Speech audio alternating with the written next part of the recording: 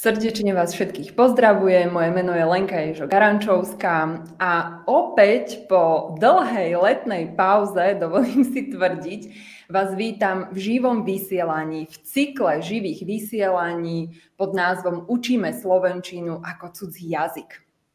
Leto je už dávno za nami, máme tu už jeseň, takže aj tento cyklus živých vysielaní alebo webinárov sa opäť rozbieha a ja sa teším, že začíname práve s veľmi zaujímavou témou, ktorá je ale často trošku taká braná na ľahšiu váhu, povedzme to takto. No a ja sa teším, že pozvanie do dnešného živého vysielania Učíme slovenčinu ako cudzí jazyk prijala moja kolegyňa Miriam Pavlovičová, ktorú o chvíľučku detailnejšie predstavím, ale dovoľte mi v úvode, aby som sa predstavila ja sama. Ako teda viete, ja som Lenka z platformy Učíme sa slovenčinu a okrem toho, teda, že som zakladateľkou tejto platformy, tak sa venujem výučbe slovenčiny ako cudzieho jazyka už takmer 12 rokov a primárne sa zacieľujem na dospelých učiacich sa. No a v podstate na svojej platforme pomáham nielen cudzincom, ale aj lektorom, aby sa zamilovali do slovenčiny bez učebníc. No ale okrem toho pracujem ako vyslaná lektorka slovenského jazyka a kultúry na Veľkotarnovskej univerzite v Bulharsku. A mojou dnešnou hostkou je Miriam Pavlovičová, ktorá je zanietenou lektorkou slovenčiny, ktorá podobne ako ja pracuje ako vyslaná lektorka slovenského jazyka a kultúry, ale západnejšie, a to konkrétne v Paríži, vo Francúzsku, kde sa venuje výučbe slovenčiny nielen v oblasti dospelých učiacich sa, ale má bohatú skúsenosť aj s výučbou detí, a to konkrétne vo víkendovej škole Margaretka. Zabudla som na niečo, Miriam? Povedz, doplň. Ďakujem za pozvanie. Nie, bolo to úplne presne. Ďakujem veľmi pekne. Super, ale o tebe treba povedať, že ty si naozaj veľmi zanietená a bol trošku problém nájsť si termín, pretože tu taká konferencia, tu hen taká konferencia, takže sme mali trošičku problém sa zladiť. Ale ja sa teda veľmi teším, že sa to podarilo. A ako som spomínala, ty nám dnes predstavíš veľmi zaujímavú tému, ktorou sú učebné štýly učiacich sa. A ja by som v tejto chvíli chcela ešte vyzvať našich sledujúcich, lebo tu máme nejakých sledujúcich, aby nám počas tejto diskusie pokojne písali buď svoje skúsenosti, aké majú napríklad s diagnostikou učebných štýlov alebo s aktivitami, ktoré sa im napríklad osvedčili pre ten, ktorý učebný štýl, alebo prípadne, ak nepoznáte túto problematiku do detailov, tak nám pokojne môžete napísať otázky a my s Miriam veľmi rady odpovieme. Však, Miriam. Áno, áno. Tak, ja by som ešte v prvom rade chcela povedať možno takú jednu príhodu. Vždy, keď sa hovorí o učebných štýloch, mne sa jednoducho vyjaví obrázok, ktorý bol taký pomerne dosť známy na sociálnych sieťach, ale vychádza z citátu Alberta Einsteina. Ja ho teda nebudem citovať, budem iba parafrázovať tento jeho citát. A hovorí niečo v takom duchu, že každý z nás je génius, ale ak budeme posudzovať rybu podľa kritéria, aby sa vyšplhala na strom, tak si jednoducho tá ryba bude pripadať celý život ako nemožná, neschopná. A toto mne presne tak analogicky, keď si to prenesiem na tie učebné štýly, tak si poviem, že to naozaj platí. My ako lektori by sme mali veľmi dobre poznať, aký učebný štýl najviac vyhovuje našim študentom. Ale aj tí študenti by to mali určite vedieť. My sa k tomu dostaneme. Táto téma, ja som to už aj trošku tak predznamenávala na sociálnych sieťach, keď som propagovala toto podujatie s tebou, že je určené nielen pre lektorov, ale myslím si, že je určite vhodné aj pre cudzincov, ktorí sa učia slovenčinu ako cudzí jazyk, alebo prípadne ľudí, ktorí sa učia akýkoľvek cudzí jazyk, pretože je naozaj vhodné poznať, aký učebný štýl mne ako študentovi alebo žiakovi vyhovuje. A ono to má potom aj svoje ďalšie dopady, o ktorých my teda budeme hovoriť. Tak, Miriam, súhlasíš s týmto citátom, že nemôžeme posudzovať rybu podľa toho, či sa dokáže vyšplhať na ten strom? Určite áno. A v podstate, keď to zoberiem z pohľadu študenta, tak ten študent by mal vedieť, čo mu vyhovuje pri učení sa, aký spôsob mu vyhovuje. Takže mal by poznať ten svoj preferovaný učebný štýl. A zase z pohľadu toho učiteľa, učiteľ je považovaný, alebo teda môžeme ho prirovnať k režisérovi nejakej divadelnej hry, a tak ten učiteľ by mal poznať zase svojich žiakov a mal by presne naprogramovať tú svoju hodinu, aby zaujal svojou výučbou všetkých svojich študentov, a teda aby vedel, akým spôsobom má reagovať na tých svojich študentov. A práve preto potrebuje učiteľ poznať tie učebné štýly. Áno, určite to nie je jednoduchá záležitosť v závislosti od počtu študentov, ktorých máme. Ak máme teda nejaké individuálne lekcie, tak tam je to samozrejme o mnoho jednoduchšie, ale už pri tých skupinách je to náročnejšie. Ale ja predpokladám, že tí z nás, ktorí učia slovenčinu ako cudzí jazyk alebo akýkoľvek iný jazyk ako cudzí, že nemajú viac ako 10-15 študentov v jednej skupine. Teda dúfam, naozaj pevne v to verím.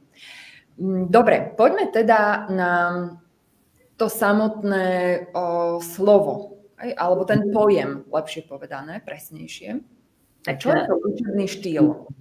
Tak ja to poviem tak ako nie ako definíciou, nejakou ukážkou, ale povieme to, tak ja to tak voľne poviem, je to spôsob, ako spôsob učenia sa, a v podstate ten spôsob ma smeruje k tomu, aby som sa učila efektívne a teda aby ten cieľ alebo ten výsledok bol jasný, že sa naučím. A treba povedať, že tento spôsob učenia sa môže meniť, hej? Pretože ten učebný štýl je typický pre určité obdobie nášho života. Neznamená, že keď mne funguje, čo ja viem, vizuálny učebný štýl teraz, že to bude tak aj o 10 rokov. To je pravda, lebo v podstate zase deti sa učia inak, existujú v inom prostredí, dospelí zase sú ovplyvňovaní okolím a v podstate zase deti sú v detskom veku prirodzené, dospelí už teda sa nejak tak kontrolujú a presne si menia ten svoj učebný štýl. V podstate je dobré poznať ten nástroj a v podstate ho vieme aj nejakým spôsobom si sami ho nejak určiť, alebo definovať si, keď sa aj ja teda prenesiem do role študenta, tak aký je môj učebný štýl. Úplne v bežnom živote, hej, že keď sa napríklad stratíme v meste, tak bude otázka je, že či sa opýtam na tú cestu, alebo teda si pozriem do mobilného telefónu a teda si to sama vyčítam a pustím sa bez toho, aby som s niekým komunikovala. Takže to je ten praktický život nám dáva tiež aspoň takú malú odpoveď na to, že teda aký je možno môj učebný štýl v danom období. My sme to tu už tak trošičku predznačili. Prečo je teda dobre poznať ten učebný štýl? Nielen z pohľadu žiaka, študenta, ale aj z pohľadu lektora. No určite preto, aby teda ten cieľ, aby to učenie bolo efektívne, aby nebolo demotivujúce, aby v podstate ten študent a svojím vlastným spôsobom sa naučil to, čo sa chce naučiť. Teda my teraz hovoríme o učení sa cudzích jazykov, takže aby sa ten cudzí jazyk naučil takouto svojou prirodzenou formou, ktorá mu je prirodzená. My tu teda spomíname často to slovo efektívny, ono je to aj taká marketingová formulka, reklamná, A potom málo ľudí tomu verí, ale naozaj pri učebných štýloch, počiarkujem to, čo si povedala ty, ak učiaci sa nepozná svoj učebný štýl, tak nemôže dosiahnuť taký efekt pri učení sa, aký by mohol. Ale on ho jednoducho nedosiahne. Hej? Čiže nejde na to maximum, ale pohybuje sa v nejakých nižších číslach. No a to samozrejme platí aj pre nás, vyučujúcich. Ak chceme vyšší progres u našich učiacich sa, tak ich musíme veľmi dobre poznať. Presne tak. Super, tak som rada, že v tomto si rozumieme, že sme na jednej vlnovej dĺžke. No, ale poďme teda trošku konkrétnejšie. Pretože tak ako v mnohých klasifikáciách, v lingvistike alebo v didaktike jednoducho existuje viacero autorov, viacero klasifikácií, tak skúsme vybrať niektorú z tých klasifikácií, ktorej sa budeme my venovať. Tak áno, ako si spomínala, tak ako druhý učebných štýlov alebo rozdelenie druhov učebných štýlov je teda, poznáme viacero tých rozdelení. Určite také jednoduché ako delenie podľa dominancie hemisféry, to je také prvé, hej, že teda práva hemisféra a ľavá hemisféra.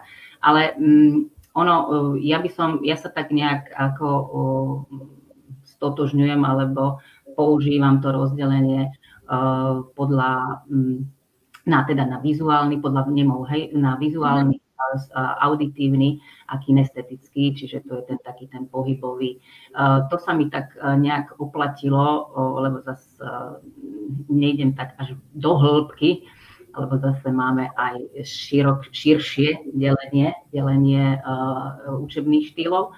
Takže ja sa držím tohto delenia vizuálny, kde ešte teda niekto aj ten vizuálny delí na vizuálny ako neverbálny a vizuálny verbálny, ale môžeme sa rozprávať o týchto troch spôsoboch alebo druhoch, čiže vizuálny, auditívny a kinestetický, tzv. Pohybový, alebo niekedy aj taký, že hmatový, hovoria tomu.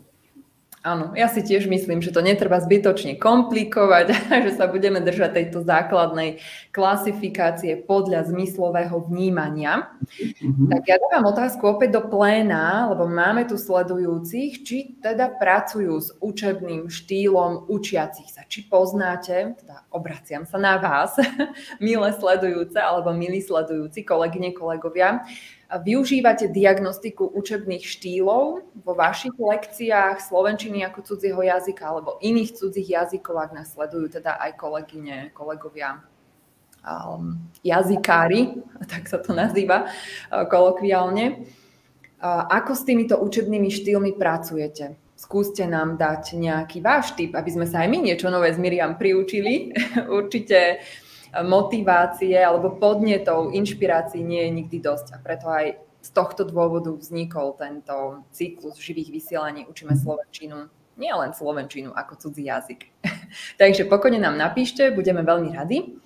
No a Miriam, my sa presúvame teda k tomu prvému spomínanému učebnému štýlu a to je teda vizuálny. Ja chcem ešte povedať, že v praxi nedá sa to presne určiť, že je to práve len vizuálny, práve auditívny. Šťastí sa tam aj tie štýly miešajú, takže zase ten vizuálny môže byť v prevahe a ten sluchový auditívny môže byť teda v menšom zastúpení. Takže zase tak nejak nedali, že striktne, áno, som vizuálny učebník, teda sa učím podľa vizuálneho učebného štýlu. Ale teda dobre, poďme si rozobrať vizuálny učebný štýl. V podstate, ako nám to už samé hovorí vizuálny, takže nejak zrakovo pozeráme a teda cez zrak si pamätáme veci. A v podstate tam, ja ako z pohľadu učiteľa, teda by som mohla povedať, že používame vlastne také vizuálne prvky, či už teda obrázky, hej, na začiatku, keď sa učíme nové slova, tak sa učíme cez obrázky.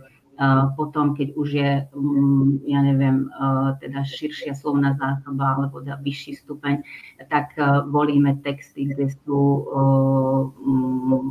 texty počiarknuté grafmi a teda nejaké tabuľky alebo grafové stupnice.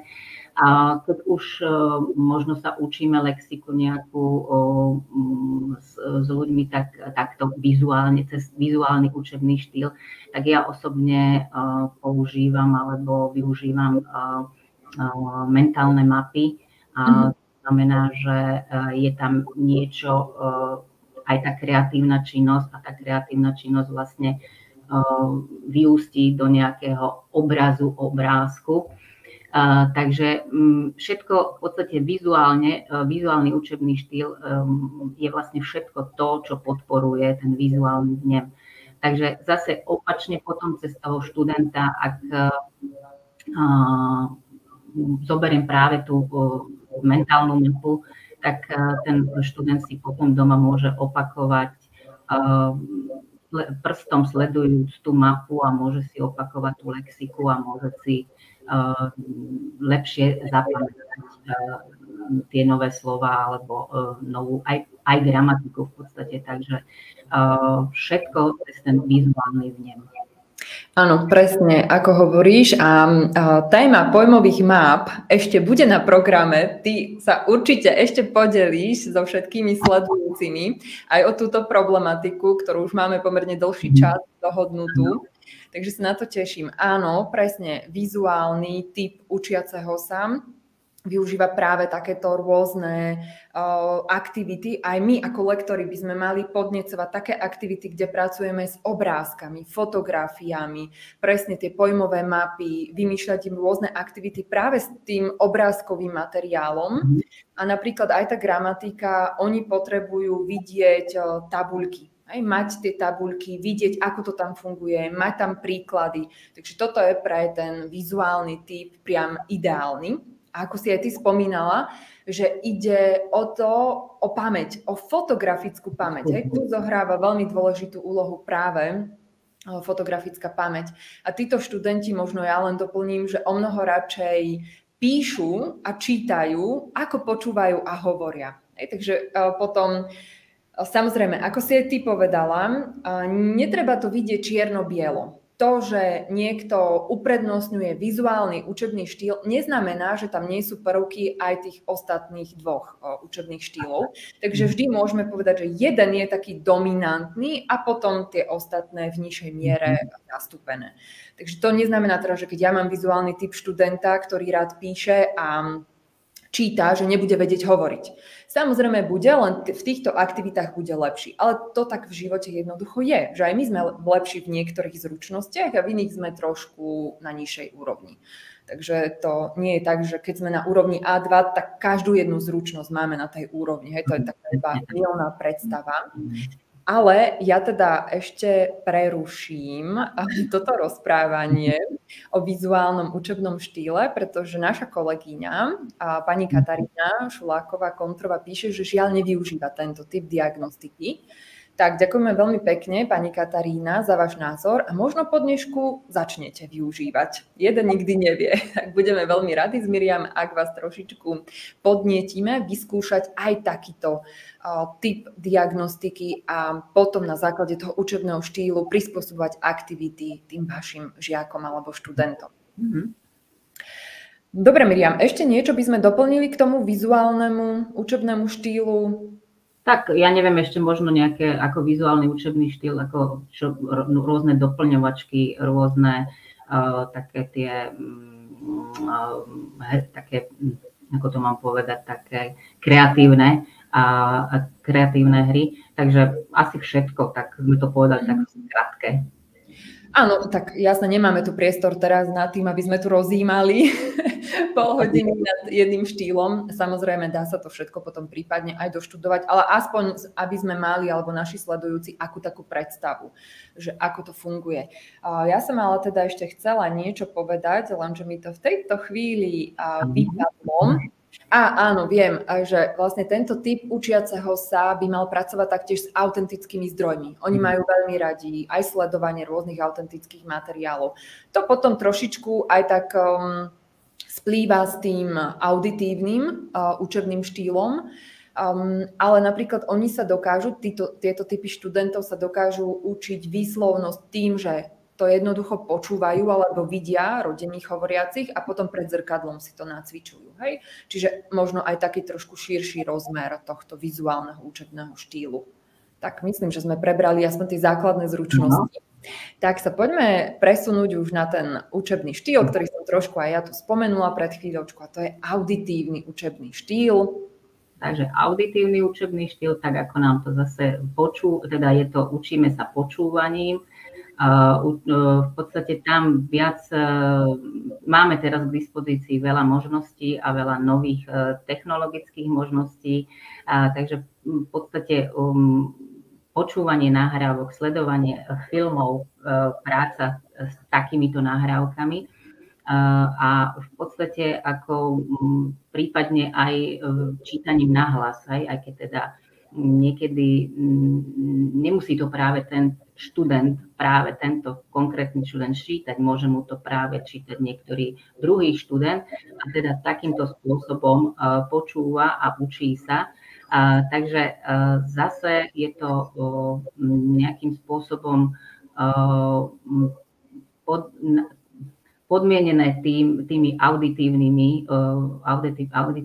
ako učebnými pomôckami. A v podstate ja by som tak chcela povedať, že tu ako nie je to veľmi ťažké, nie je to ťažké urobiť takto hodinu s 10 študentami, kde napríklad polovica je teda vizuálny typ a polovica je auditívny. V podstate stále sa pripraví jeden text, ktorý je zároveň napísaný a zároveň teda v auditívnej forme.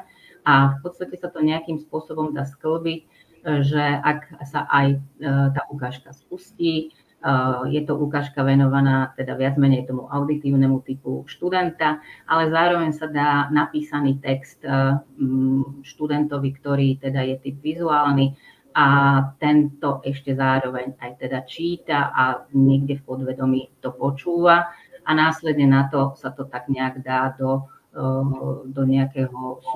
nejakých súhrnných cvičení, ktoré sú zase prispôsobené podľa typológie študenta. Čiže tam zase využívam nejaké tie, ako sa povie, tie rozkazovacie štýly. Takže ty napíš, ty povedz, alebo prípadne pre toho pohybového kinestetického poviem, ty to zdramatizuj, alebo ty to teda urob ako rolovú hru. Takže zase to prepájanie počas tej hodiny je super a v podstate tí študenti dostanú to, čo teda potrebujú. Áno, to je úplne dokonalá myšlienka, ktorá si nevyžaduje až tak veľmi veľa času na prípravu, lebo máš jeden zdroj, z ktorého vychádzaš a vytváraš tak aktivity pre jeden aj pre druhý typ učiaceho sa. A nie je to až tak časovo náročné, pretože naozaj niektoré z tých aktivít, ako si aj ty povedal, buď sa prelínajú, alebo jemne ich môžeš modifikovať a už to dokáže fungovať aj v praxi. Alebo napríklad aj sledovanie nejakého autentického videa, tak pre vizuálny typ učiaceho si viem predstaviť úlohu, čo si videl vo videu, čo si nevidel vo videu. Naopak, kým pre ten auditívny učebný štýl, tak tam si viem skôr predstaviť úlohu, čo ste počuli, čo ste nepočuli, čo bola pravda, čo nebola pravda. Takže určite sa to dá. Alebo prípadne aj spojiť, OK, tak vždy to bude, že teraz som vyhovel tebe a teraz vyhoviem tej druhej skupine, ale cvičíme vlastne tie receptívne zručnosti v tomto prípade. Ale tak zároveň si potom ako možno tak troška cibrí ten iný vnem, hej, čiže áno, teda gro je možno ten zrakový, ale teda treba aj počúvať, áno, lebo zase keď sa s niekým rozpráva na ulici, tak musí vedieť aj počúvať, čiže je to zároveň aj možno nejaké cvičenie, že ten študent sa naučí práve to, čo má tak menej zručné. Áno. Možno k tomu auditívnemu učebnému štýlu, aby som iba tak počiarkla, že naopak, oproti tomu vizuálnemu, že tento auditívny typ učiaceho sa radšej počúva a hovorí, ako by mal niečo písať alebo čítať. A ty si to naozaj veľmi dobre prepojila, že vizuálny typ môže niečo čítať a auditívny to iba počúva. A obidvaja sa učia. Čiže nebudem dávať na hodine čítať napríklad ani len zadania alebo nejaký text, typ učiaceho sa, ktorý je auditívny. Nechám ho radšej počúvať a dám vedia to vizuálnym štýlom. Ja som teda niekde dokonca aj čítala, že existuje takzvaná sluchová pamäť, že presne touto pamäťou oplývajú študenti s auditívnym učebným štýlom a oni si jednoducho dokážu zapamätať aj, kedy to ten učiteľ povedal a ako to povedal. Takže mne z toho vyplýva, ja niečo také nemám, takže ja si pamätám doteraz iba sprievodcu z Vietnamu, ktorý naozaj tak rozprával, že mám živo v pamäti, čo hovoril, ako vyzeral, kde stál, ale to bol jediný človek, takže ja neoplývam touto schopnosťou. Ale čo som teda chcela povedať, je, že tieto typy študentov v podstate tak lipnú na tom lektorovi, ale v tom duchu, že nie je dobré, ak lektor hovorí monotónne, aspoň pre tento štýl. Že on by mal meniť tempo reči, melódiu, intonáciu, akcent, aby to bolo naozaj také akčné, lebo iba v tom prípade to bude efektívne sa učenie pre práve auditívny typ učiaceho sa. Tak, presne. Dobre, tak sme to. V podstate áno, túto ešte možno učenie cez tie pesničky pri týchto auditívnych typoch, ale zase aj ako si povie niekto, že pustím pesničku a teda ako sa teda naučí ten študent, zase je to o tom, že je to spôsob, ako sa priblížiť k tomu auditívnemu typu študenta, ale následne potom vieme pripraviť cvičenia pre všetky typy študentov. Takže ten auditívny to počúva a teda si zapamätá slova. V podstate ten pohybový sa tam môže nejakým spôsobom si ťapkať do rytmu a zároveň tak si nejak uvoľní tú svoju myseľ a tak si začne viac tie slova pamätať. No a ten vizuálny zase, keď mu dáme pred oči alebo pred neho ten text, teda alebo napísaný ten text, tak takisto pochopí tú pesničku a nové slova, alebo čo chcel spevák s piesňou povedať. Takže zase je to kombinácia, následne kombinácia tých cvičení pre jednotlivý typ študenta. Áno, ale lektor musí poznať jednak aj toho študenta a vlastne aj tie štýly, aby vedel potom tú ktorú aktivitu kam zaradiť. To teda opakujem, iba to počiarkujem. Tak poďme teda na ten tretí typ učiaceho sa alebo učebného štýlu a to je kinestetický.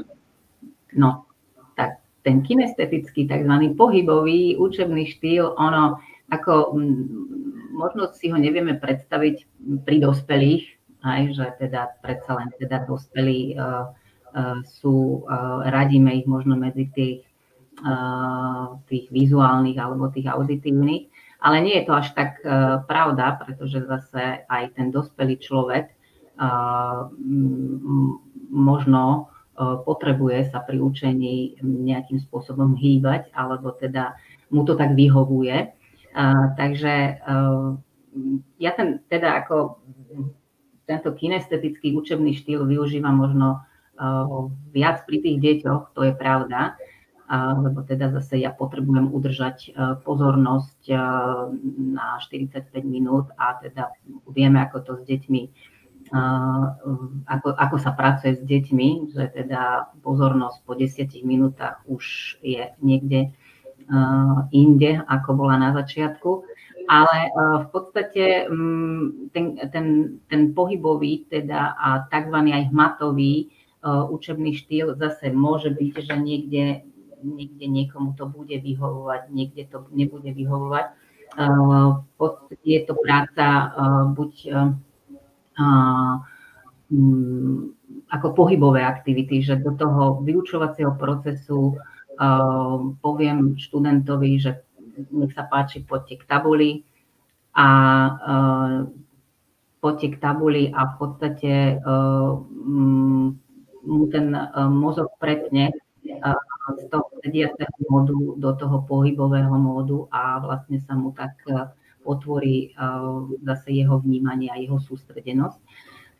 Tam v podstate používam nejakú prácu zase buď z karta alebo keď text máme, tak možno práve takémuto študentovi dám rozstrihaný text na kúsky a vyzvem ho, aby prišiel ku mne ten text nejakým spôsobom zložiť podľa toho, čo zase buď si prečítal, buď počul, alebo čo mu povedali jeho spolužiaci alebo kolegovia. V podstate tam vytváram nejaké tie grammaticko-jazykové ako pohybové hry a vravím, dá sa to aj pri dospelých. Netreba nútiť dospelých, ale keď to niekedy skúsite, potom uvidíte, že aj tí dospelí prejdú do toho hravého módu a uvoľnia sa a v podstate potom tá efektívnosť učenia je lepšia. A tu vravím, sú to rôzne scénky, tu je to, áno, pri tom kinestetickom môžeme využívať to kreatívne učenie alebo tvorivé učenie s tým, že robíme nejakú tak. Alebo robíme rolové hry, takže práve tie rolové hry možno zadávam tomuto typu študentov. Áno, myslím, že tie sú najefektívnejšie, čo sa týka tohto kinestetického alebo pohybového učebného štýlu. Áno, tam nejde iba o ten pohyb, ale presne aj o tú predstavivosť, kreativitu. Čiže tam by mohlo byť pokojne aj zážitková forma učenia, mohlo by tam byť projektové vyučovanie alebo tzv. Učenie na stanovišťach, staniciach a iné ešte. Tieto tri mi zatiaľ teda napadajú. A napríklad tento typ učiaceho sa rád sa pohybuje, rád chodí, keď sa učí. Čiže presne, ako aj ty hovoríš, tak ho vyvolám k tabuli, môže viacej sa pohybovať po tej triede a jednoducho, aby to bolo preňho efektívnejšie to učenie. A možno na taký záver alebo na také shrnutie, Miriam, skúsme si vybrať nejakú jednu aktivitu a roztrieďme ju podľa týchto učebných štýlov. Ak ti nič nenapadá, tak môžem skúsiť najprv ja. Keď som tak nad tým rozmýšľala, tak v podstate aj teraz, keď si hovorila, že ten kinestetický štýl nie je, že veľmi tí dospelí nechcú, ale ja viem, že ty máš jednu príhodu s bežiacim diktátom u dospelých. Takže mne hneď v tomto momente napadol diktát. Že ja viem jeden diktát prispôsobiť presne pre tieto tri štýly učiacich sa. Áno, to v podstate môžeme tak, že áno, ten diktát pre toho vizuálneho dáme zrakový diktát, takže si to prečíta a teda potom to nejakým spôsobom prepisuje. Pre auditívneho to vieme teda prečítať a teda píše klasický diktát. A pre toho kinestetického vieme pripraviť, dobre, je to nejaké tie slova alebo vety po celej triede a teda študent putuje od slova k slovu a potom to zapíše. My píšeme, toto je jeden typ diktátu, potom máme tzv. Rýchly diktát, kde troška aj s deťmi súťažíme a skúšala som to aj s dospelými. Takže asi tak, že ja zoberiem, pracujú v dvojiciach a teda jedno dieťa ide so mnou za dvere alebo teda niekde bokom a dohodneme sa buď na teda jednom slove alebo na nejakej vete a v podstate potom musí odkomunikovať, čiže reťazová alebo telefónová akcia, hej, že teda bude musieť predať tú informáciu, tomu píše, čiže ten druhý študent píše ten diktát A takto vytvoríme niekoľko dvojic podľa toho, koľko študentov máme. A medzi tým zase na záver aj vyhodnotíme teda po A rýchlosť a po B aj správnosť toho napísaného. A tento spôsob diktátu sa teda deťom veľmi páči. A keď ja poviem, že ideme písať klasický diktát, tak to nie, poďme písať rýchly diktát. Takže zase je to pri tých deťoch to, že teda sedia celý čas a potom sa rozhýbu si aj všetky tie synapsy v mozgovej časti, takže je to veľmi, veľmi, veľmi zaujímavé a v podstate ten výsledok je, lebo cvičíme tam vlastne aj tú auditívnu zložku, cvičíme aj tú ako vizuálnu, ako to napíše a vlastne píše aj, teda cvičíme aj to písanie. A teda vravím, mám s tým úspech. Tak, to je dôležité, mať úspech u svojich učiacich sa. A ja pozerám, že tu máme teda komentár. Dobre, vidno to. Milé dámy, aký učebný štýl prevláda u vás samých ako učiacich sa? Lenka už povedala, že nie je veľmi auditívny typ. U mňa určite prevláda vizuálna zložka. Aký dotazník používate teda na diagnostiku žiakov, na zistenie učebných štýlov? A či vieme pridať aj nejaký link na online formu? Ďakuje nám pani Katarína. A my ďakujem veľmi pekne za podnetný komentár. Tak Miriam, povedz, áno, ja nie som veľmi ten auditívny, určite som vizuálny typ, ja si potrebujem veci písať. Jednoducho musím si to napísať tam, ruka, oko musí fungovať a potom ešte aj ten pohybový. To zase priznávam, lebo aj v tom pohybom je aj tá kreativita, čiže ja toto potrebujem, nesedieť na jednom mieste. Určite, ale tá auditívna naozaj tak najmenej. Ako to máš ty, Miriam? No, ja som podobne, ale ako aj nejaké štúdie hovoria, že asi prevažná väčšina je nás vizuálnych typov študentov, ale je to o tom, aby sme si aj cvičili tú auditívnu zložku, ale teda ja som ten vizuálny typ. Mňa musí téma, a teda ak by som mala cez to auditívne, že nemám nič okolo seba, len tú auditívnu zložku, tak mňa by tá téma musela baviť. Aj to je dôležité, že tá téma musí byť zaujímavá pre toho študenta. A vtedy by som sa teda sústredila a teda by som to nejakým spôsobom aj cez tie uši teda reagovala, počúvala. No a tiež som v podstate tak kinestetická, lebo zase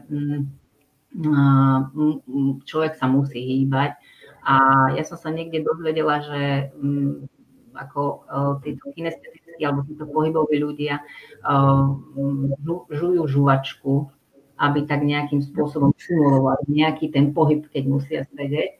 Tak ja som si tiež tam našla také ospravedlnenie, že ja som kedysi dávno ako mala možno celý deň, teda keď sa to dalo, zase keď som učila žuvačku bude tak, spôsoby rôzne, ale teda som vizuálny a ten kinestetický typ. Výborne. Takže poznáme ťa. Aspoň cez učebné štýly učiaceho sa.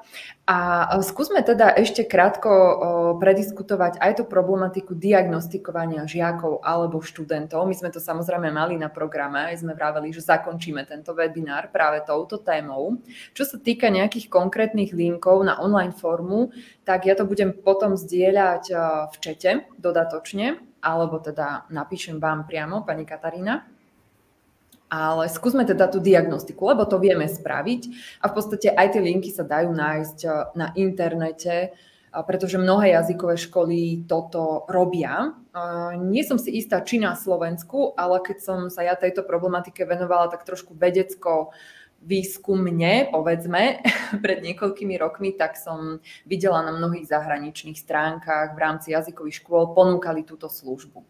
Že otestovať sa, aby ten učiaci sa vedel, kto som, ako sa učím a čo bude pre mňa ten efektívny spôsob výučby.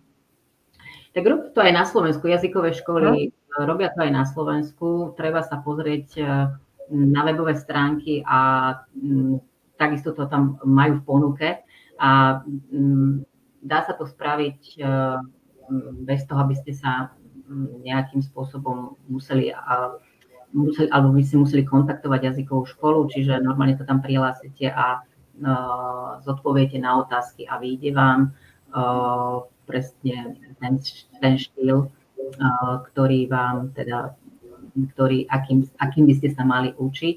Ale zase tiež fakt treba povedať, ako pripomenúť zase to, že ako ono sa to mení, hej, vývojom, alebo teda životom, alebo podľa situácie, v akom možno prostredí pracujete, v akej situácii sa nachádzate.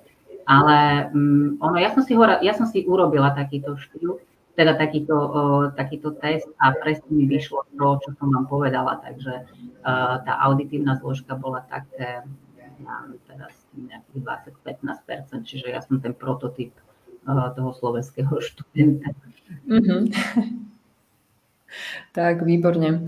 No vlastne ja takúto diagnostiku s mojimi študentmi robím, ale nie formou nejakého testu predpripraveného. Ja to takto až do detailov nerobím, musím sa priznať, ale napríklad je to vždy taký vstupný rozhovor. Pýtam sa, ako sa učíte nové slovíčka. Hej, aký spôsob využívate, alebo ako si najlepšie zapamätáte informácie, keď niečo počujete v rádiu, alebo keď si to prečítate. A vlastne už tam sondujem, ktorý teda z tých zmyslových vnemov prevláda. Takže niekedy stačí naozaj úplne také jednoduché otázky.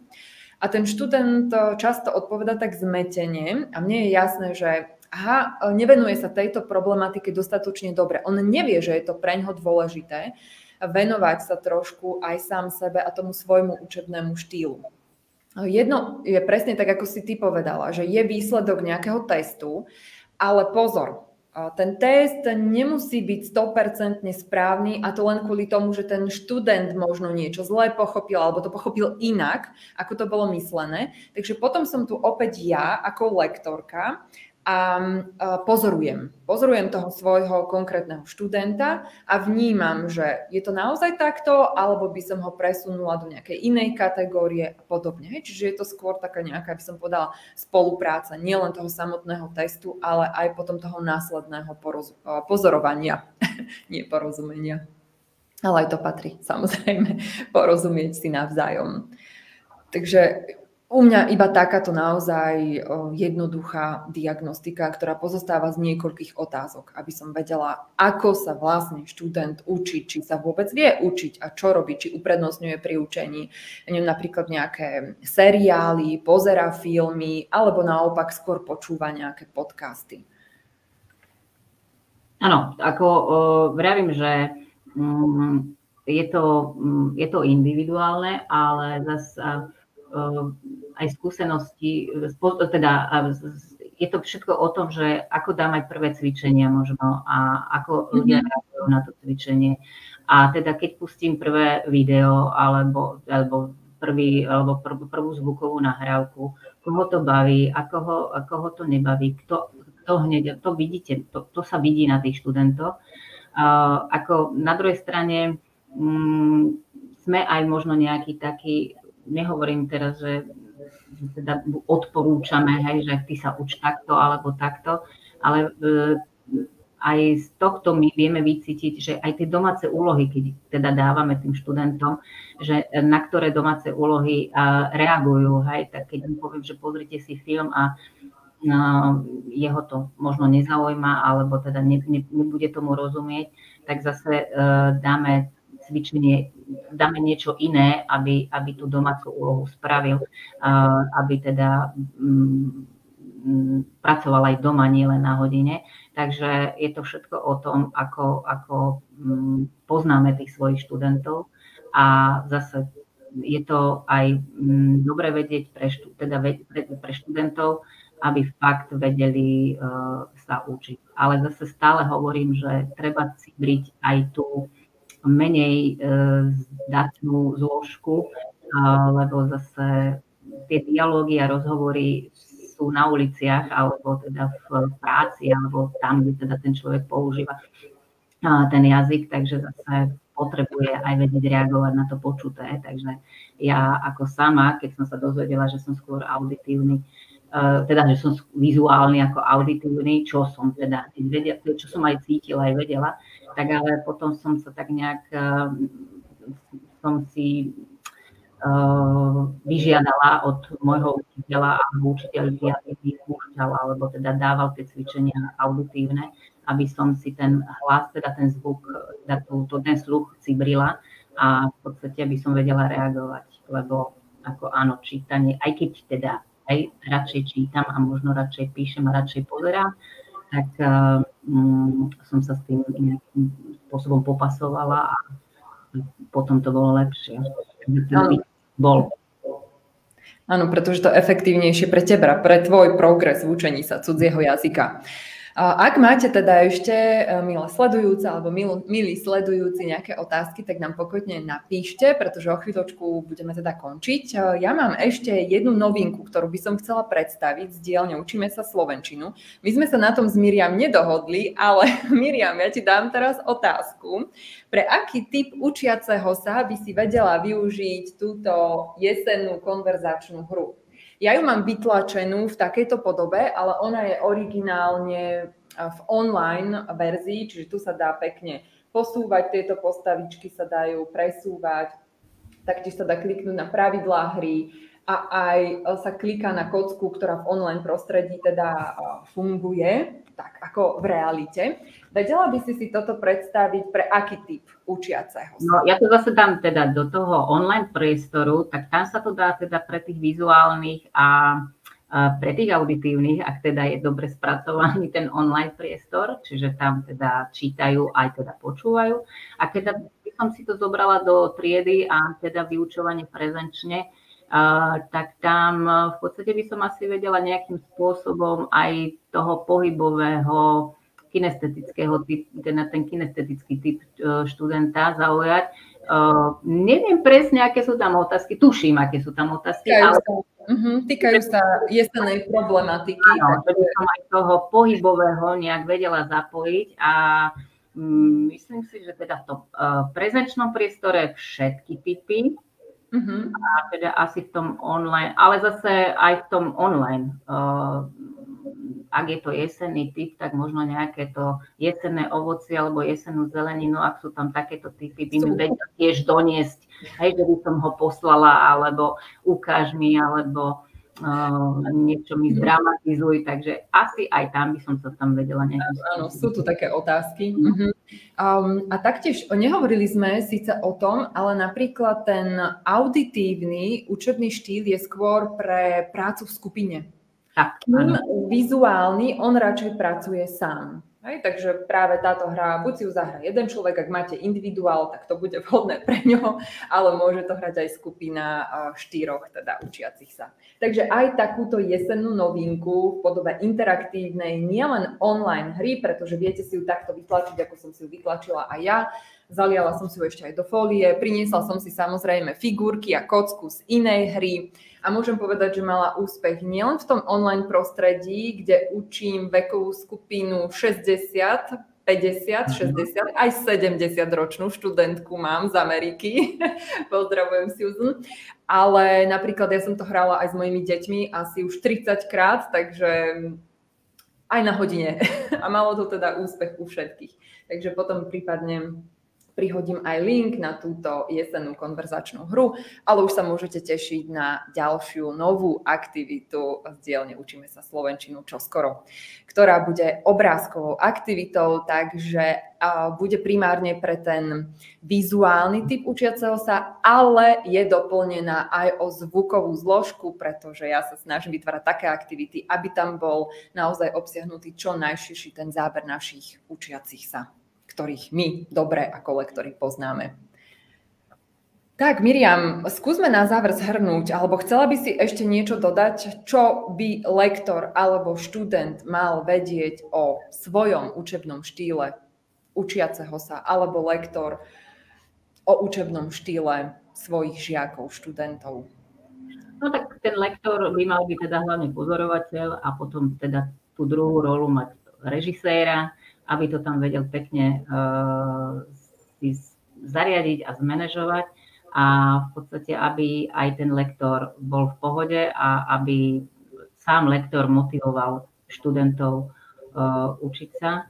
A v podstate tým, že teda my učíme slovenský jazyk ako cudzí jazyk, tak ja veľmi ako oceňujem ľudí, ktorí sa učia slovenský jazyk a teda je ich našťastie dosť. Ja som sama prekvapená aj tu vo Francúzsku. Takže chcem, aby tí ľudia boli spokojní, alebo študenti boli spokojní a aby teda boli pohodoví hlavne na tých hodinách. Takže nebudem nútiť robiť aktivitu, ktorá možno toho študenta nebaví, ale nahradím to nejakou inou aktivitou, ktorá bude pre ňoho na mieru šitá. Takže ako z tohto hľadiska tie učebné štýly, ako fakt nejdeme možno do hlbokej teórie, skôr ideme po tom povrchu, ale toto základné vnemové rozdelenie študentov mi tak nejakým spôsobom ako vyhovuje a podľa toho viem reagovať. A zase tým študentom stále, áno, ak aj sme teda ten vizuálny typ, tak vieme, kde je naše možno slabšie miesto, tak práve to možno nejakým spôsobom zoberiem ako výzvu a budem podporovať, alebo teda budem pracovať na tom, čo teda mám tak nejak menej, nechcem povedať vyvinuté, ale nejakým spôsobom, že teda menej to využívam na učenie sa cudzieho jazyka.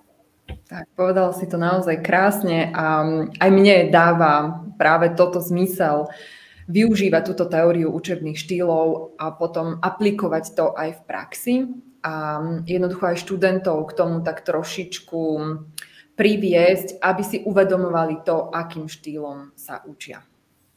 A v podstate na základe toho vieme my pripraviť tie didaktické materiály, ktoré tiež teda ty si veľký expert a ja tiež sa snažím si pripraviť nejaké nové cvičenia, ale ono viac menej je to presne o tom, že tá knižka, ako nie sme proti knižke, ale tie učebné alebo tie didaktické materiály šité priamo na akýkoľvek typ študenta zase nám pomáha nám učiteľom, takže je to veľmi dobré a mne sa veľmi páči, čo robíš. Takže... No, ďakujem, musím takto, to bolo vidno. Ďakujem veľmi pekne, Miriam. Mojím dnešným hosťom s témou učebné štýly učiacich sa bola zanietená lektorka slovenčiny, ako ste mohli vidieť, Miriam Pavlovičová, ktorá pôsobí momentálne v Paríži, učí slovenčinu cudzincov, nielen dospelých, ale aj detí. Vy ste sa mali možnosť s ňou stretnúť aj minulý školský rok s témou využitia piesní ako autentického materiálu na vyučovanie. Ja to potom tiež pridám do komentárov pod toto video. A s tebou sa ešte stretneme niekedy v budúcnosti. Určite o tom budeme informovať našich sledujúcich. Takže ja vám ďakujem veľmi pekne za pozornosť a ešte raz, Miriam, ďakujem tebe, že si prijala pozvanie do živého vysielania Učíme slovenčinu ako cudzí jazyk. Ja ďakujem.